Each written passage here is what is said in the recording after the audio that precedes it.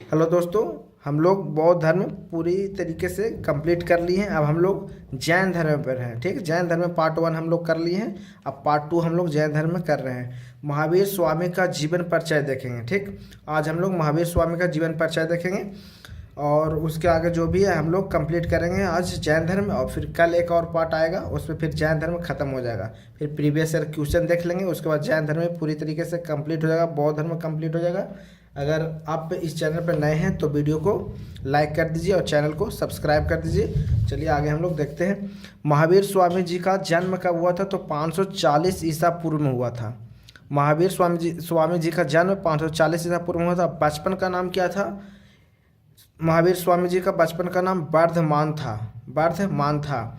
और स्थान, जन्म स्थान कहाँ है इनका? महावीर स्वामी जी का जन्म स्थान, तो जन्म स्थान है कुंडग्राम, वैशाली में पड़ता है। ठीक, वैशाली में पड़ता है कुंडग्राम, वहीं इनका जन्म स्थान है। क्वेश्चन ये सब रिपीट होता है एग्जाम में, तो हम लोग इसीलिए हम लोग इस सब टॉपिक को कंप्लीट कर रहे हैं। पिता का नाम क्या था? सिद्धार्थ था, जो बज्जी संघ के ज्ञात्रिक कुल के प्रधान थे, मतलब कह सकते हैं मुखिया थे। ज्ञात्रिक कुल के मुखिया थे, बज्जी संघ के ज्ञात्रिक कुल के प्रधान थे। माता का नाम क्या था? त्रिशला था माता का नाम। महावीर स्वामी का माता का नाम त्रिशला था, जो लिच्छवी शासक चेतक की बहन थी। ठीक ना, लिच्छवी शासक चेतक की बहन थी। पत्नी का नाम क्या था? महावीर स्वामी जी का पत्नी का नाम क्या था? यशोदा था, कुंडिन्य गोत्र की कन्या थी।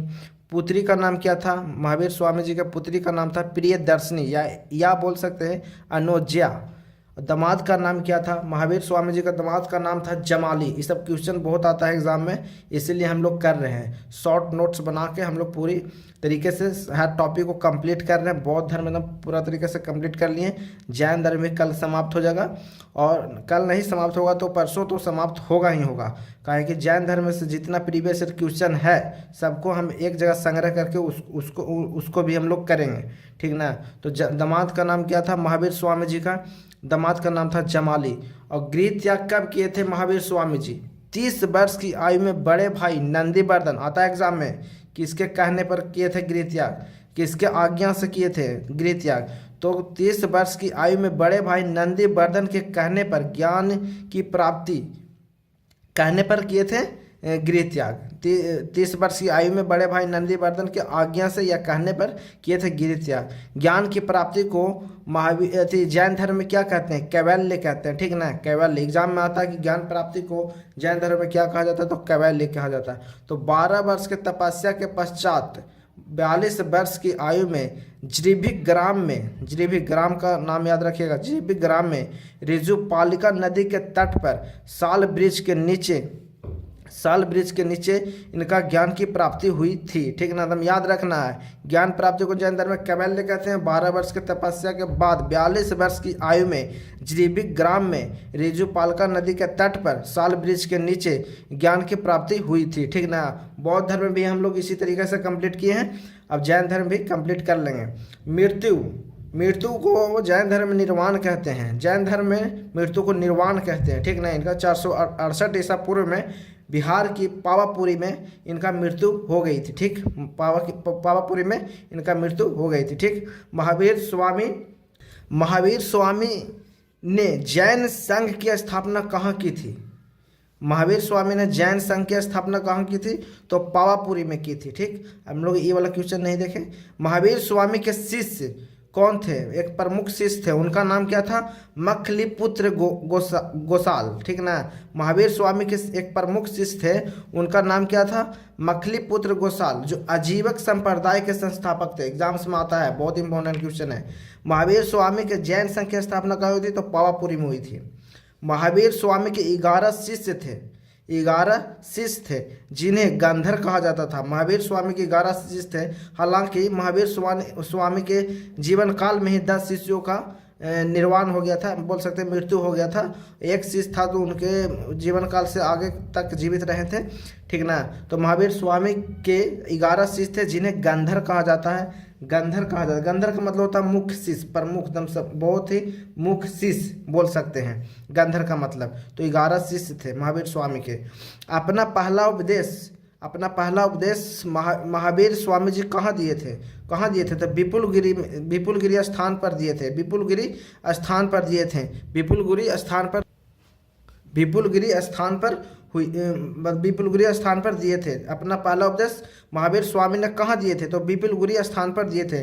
जैन धर्म पूर्ण जन्म एवं कर्मवाद में विश्वास करता है। जैन धर्म है जो पूर्ण जन्म एवं कर्मवाद में विश्वास करता है। हम लोग इसी तरह से बौद्ध धर्म में देखे थे, वो भी पूर्ण जन्म विश्वास करते थे या नहीं करते थे बौद्ध धर्म में, वो आप कमेंट में करके बताइए, आप लोग को याद है कि नहीं। ठीक, अब जैन धर्म के 5 महाव्रत देखेंगे। जैन धर्म के 5 महाव्रत देखें। महाव्रत का मतलब समझिए, महाव्रत का मतलब होता है कि 5 कठोर नैतिक प्रतिज्ञा। 5 जैन धर्म के 5 महाव्रत का मतलब होता है 5 कठोर नैतिक प्रतिज्ञा को महाव्रत कह सकते हैं। ठीक, तो अहिंसा, सत्य, अपरिग्रह, अस्तेय, ब्रह्मचर्य, कितने हैं? 5 है। अहिंसा, सत्य, अपरिग्रह, असत्य, ब्रह्मचर्य।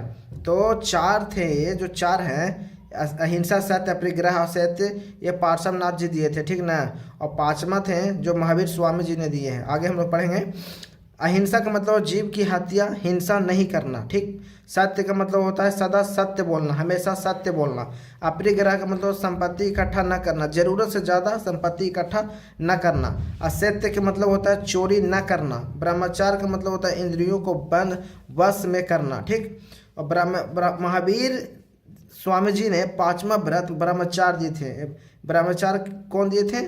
महावीर स्वामी जी, जो 24वां तीर्थंकर थे। ठीक ना, याद रखना है कि कितवां तीर्थंकर हैं, सब हम कल के सेशन में हम लोग देख चुके हैं। तो 5वां व्रत ब्रह्मचार्य किसने दिए थे? महावीर स्वामी जी ने दिए थे। और 4 व्रत पार्श्वनाथ द्वारा प्रतिपादित थे। ठीक ना, जैन धर्म के 19वें तीर्थंकर